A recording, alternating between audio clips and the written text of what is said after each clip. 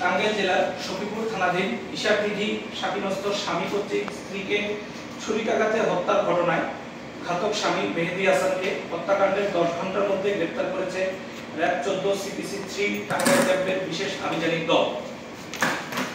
আজ ৩রা আগস্ট 2025 তারিখ আনুমানিক সকাল 10:30 ঘটিকায় র‍্যাব 14 সিপিসি 3 টাঙ্গাইল ক্যাম্পের কাছে সংবাদ আসে টাঙ্গাইল জেলার সখীপুর থানাধীন গজারিয়া ইউনিয়নের ইশাকদিঘি গ্রামস্থ জনৈক মেহেদী হাসান তার স্ত্রীকে পারিবারিক কলহের জের ধরে ছুরিকাঘাত করে হত্যা করেছে।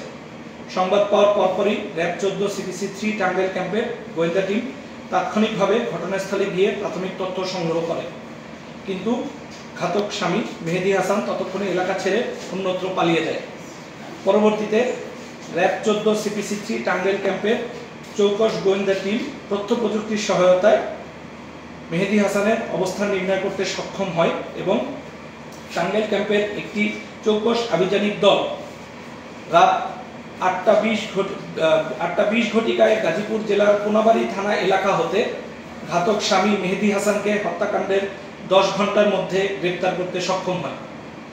আসামিকে গ্রেপ্তারের পরে প্রাথমিক জিজ্ঞাসাবাদ, স্থানীয় লোকজনের দেওয়া ভাষ্য এবং সখীপুর থানা পুলিশের দেওয়া তথ্য মতে জানা যায় মেহেদী হাসান ও তার স্ত্রীর মধ্যে দীর্ঘদিন থেকে পারিবারিক কলহ চলে আসছিল এবং এরই ধারাবাহিকতায় আজকে সকালবেলা নিজ বাড়িতে মেহেদী বাসার ফ্রিজ বিক্রি করতে চাইলে তার স্ত্রী কাকলি তাকে নিষেধ করেন।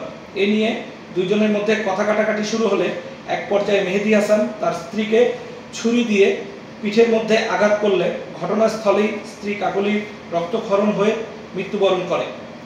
আসামিকে তার পরবর্তী আইনি কার্যক্রমের জন্য সখীপুর থানায় হস্তান্তরের প্রক্রিয়া চলমান রয়েছে।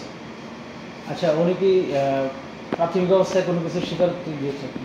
আমাদের প্রাথমিক জিজ্ঞাসাবাদে আসামি এই ঘটনার সাথে নিজের সম্পৃক্ততার কথা স্বীকার করেছেন।